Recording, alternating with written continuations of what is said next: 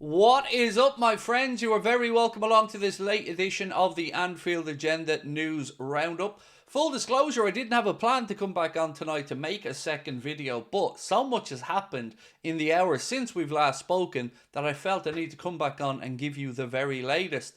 Over the course of this video, I'm going to be giving you lots of information, but it's regarding potential outgoings from Liverpool Football Club. The futures of Mohamed Salah, Luis Diaz and Darwin Nunes are going to be what we're speaking about in the main today, as the interest in their signatures starts to become clearer and clearer. I'm hoping that the business that we need to do in the summer will be after the renewals of these guys, but I can't just bury my head in the sand and not give you a bit of a flavour of what has been written today from some of the journalists. So over the course of this video, I'm going to work through it, but as always, I want to know your thoughts. Do let me know in the comment section. Drop a like if you enjoyed the video, albeit it isn't going to make for pleasant listening because it's going to be a lot of talk about players maybe moving on. And some of them you'll understand and some of them make sense. Other ones, well, let's see what you think about those. So I'm going to go through them. As always, these aren't our stories. They're stories that have been written by journalists from all around Europe. We just try to bring you guys the latest news and let you make up your own minds on them. So without any hesitation, let's get stuck into it. Don't forget to hit the subscribe button though and drop a like if you do enjoy the video. Right. Let's get into it. Ben Jacobs speaking about the interest in Mohamed Salah from Saudi. Well, this gives us a bit of a take on what their plans are. So let me go through it and we'll see what we can come to. Saudi deal makers, according to Ben Jacobs, have already approached Liverpool to ask about ending Mohamed Salah's contract early. Now, the reason why they'd be looking to do this is because they would like Mohamed Salah to take part in the Club World Cup over in the United States, that new competition that will be taking place. I mentioned on a previous video that FIFA have already rewritten the rules to allow the likes of this to happen. So obviously they'd need Liverpool to cancel Mo's contract, let's say at the end of the season, and allow him to then join and play in the Club World Cup in the end of June, start of July. Now, that doesn't mean he isn't going to extend at Liverpool Football Club and that all is done and dusted, but it just gives you an indication of the direction that Saudi are looking at and the potential alternatives for Mo if indeed he doesn't agree a new deal with Liverpool. He goes on to say Liverpool's still in positive talks with Mo. Al Hilal's top target is Mohamed Salah. Financials remain from the Al Ittihad offer in 2023. All parties expect clarity soon. And that is a key issue in this because we all want clarity. We all want to know what's happening with Virgil, with Mohamed Salah and Trent. And clarity has been what I've been calling for a while. Even if it isn't the news that we want, I think as fans we just want to know what is happening. Now, a little bit of good news around Mohamed Salah from a personal level. Liverpool's great form this season has seen them be rewarded with some big upgrades in EAFC 25. Now, you all know that I'm not a gamer, but I like to keep you up to date with all things surrounding Liverpool. And Mohamed Salah has now been upgraded to the highest rated player in the game. Again, this makes me feel like he could have a shout for the Ballon d'Or this year. It also makes me feel like I don't know what Liverpool are at if they haven't done everything within their power to keep Mo at the club, because we're talking about the best player on the planet right now. It's not just us that feel that as Liverpool fans. It's not just other football fans. EAFC and the makers of the game also feel that way, as he is now the highest rated player on the game. Going back to Darwin Nunes for a moment. Al Nassr, according to Fabrizio Romano and Anfield Sector, Al Nassr made 2 bids for Darwin Nunes in January. A financial agreement was very close between all parties involved, says Mr. Romano. Then Liverpool rejected.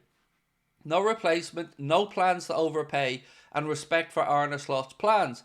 Busy summer ahead. He said more from Give Me Sport. Now, to back this up, Anfield Sector had posted to say Al Nassr wanted to invest €85 million into Darwin Nunes, but Liverpool said no because the strikers they had on their shortlist weren't available in January. Now, I've been saying to you guys for months now that Darwin's future has been resolved at Liverpool. He is going to be sold in the summer, and I understand that people are always cautious when they hear things from me or anybody else, but you're going to hear a lot more over the next few weeks about his future and it being away from Liverpool. This isn't me saying I want Darwin to go or you saying that you want Darwin to go, but it is just a mark of where we're at now with this situation. Another piece here crediting Fabrizio Romano said in the second half of January, Al Nasser sent Liverpool 2 official proposals for Darwin Nunes. The second one was in excess of €75 million plus add-ons. So significant amounts of money there. And if Liverpool can recoup the type of figures we're talking about here, 70, 75, €80 million for Darwin, I think we'd be doing very well to get that money back, in all honesty. It's just a deal that hasn't worked out. There's no bad blood from me, certainly, towards Darwin. He's somebody I wanted to succeed badly. Somebody who I feel connected to. Somebody who plays with his heart on his sleeve. And I really did want it to succeed. But it hasn't. And we can't keep burying our heads in the sand with it. We need to bring in as much money as we can to, of course, go in there and get the targets we need. But there was one key line in all of this that I just want to go back over for you. Because a lot of this video has been about potential departures. But it is reassuring that they say Darwin Nunes said no. Liverpool said no to selling Darwin Nunes because the strikers that they have on our shortlist aren't available in January. So Liverpool clearly have plans in place to bring in strikers or attackers if we should lose Darwin and one or two more. So let me know your thoughts on that one. I've no idea, by the way, who these strikers are. You know, we're going to speak about maybe the likes of Sesko, but Arsenal have put in a lot of work on him, and more on that to come in a moment. So, you know the way we're all fed up with Real Madrid and the Trent Alexander-Arnold stories and everything that goes along with that? Well, it looks like Arsenal and their fans may be about to get a little bit of a taste about what it's like to be on the other end of Real Madrid's admiring glances for one of your players. This piece from Get French Football News said that Arsenal defender William Saliba, valued at about £100 million, sees Real Madrid as his ultimate dream move in his career.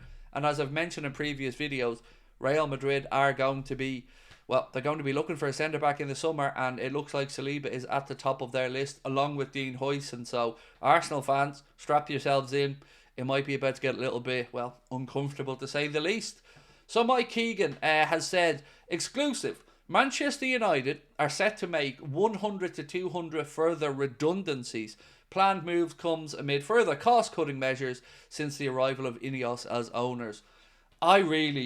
I'm starting to actually have a little bit of sympathy for United fans at this point, and I never thought I'd really say that.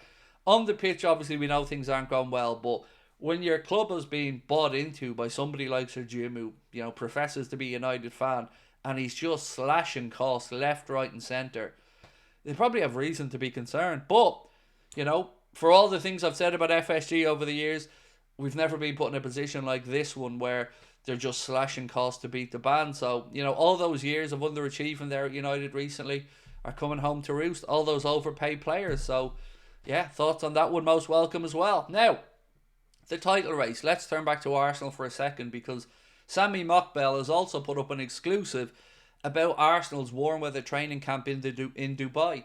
It's a little bit ironic, but they went over there because they had no games and they wanted a warm weather training camp to prepare for the busy end of the season. The irony comes in because now Kai Havertz has suffered a muscular injury and he could be out for a while. Now, we're still waiting on confirmation of the extent of this, but we know that they've already had Gabriel Jesus out. Saka has had to have surgery on his hamstring as well. And now he said, sources indicate the issue is hamstring related, but full diagnosis unconfirmed. Players and staff returning from the United Arab Emirates today. So Kai Havertz could be out for Arsenal for a little bit of time. Now, another story that I want to bring to you guys before we finish up is coming from Mundo Deportivo, and it is around Luis Diaz. You won't really be surprised to hear this one, but the piece said, and credit Anfield Sector for posting it, Barcelona are still interested in signing Luis Diaz. Now, we've talked about the bit of a crazy hypothetical swap that another Spanish outlet credited Deco, the Barcelona chief there, about wanting to swap Frenkie de Jong with Luis Diaz, and I don't think that's feasible. But if they can come up with a package, it feels as if Liverpool, if those reports about Arne Slot being frustrated with Diaz, could be willing sellers in the summer. My concern here is I don't want Liverpool to have to do a massive overhaul. If we can keep Mo, brilliant. Moving on, Darwin and Diaz, I think you could find those replacements easily enough, but you don't want things to get out of hand here and start to having to replace 5, 6, 7 players in one window. That's quite simply too much of an overhaul for me.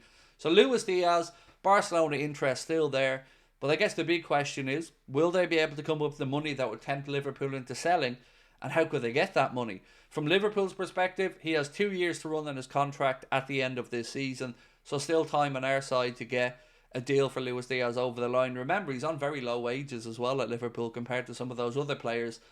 So let's wait and see what happens with it. Right, ladies and gentlemen, that is pretty much it. And I promise you, that is everything we've gone through today covered there. Do let me know your thoughts in the comment section. If you enjoyed the video, do drop a like. And I will see you guys tomorrow from 6 p.m. for the watch-along of the final Merseyside derby taking place at Goodison Park. And hopefully Liverpool can go 9 points clear at the top of the Premier League. Much love, my friends. I'll talk to you soon. Bye-bye.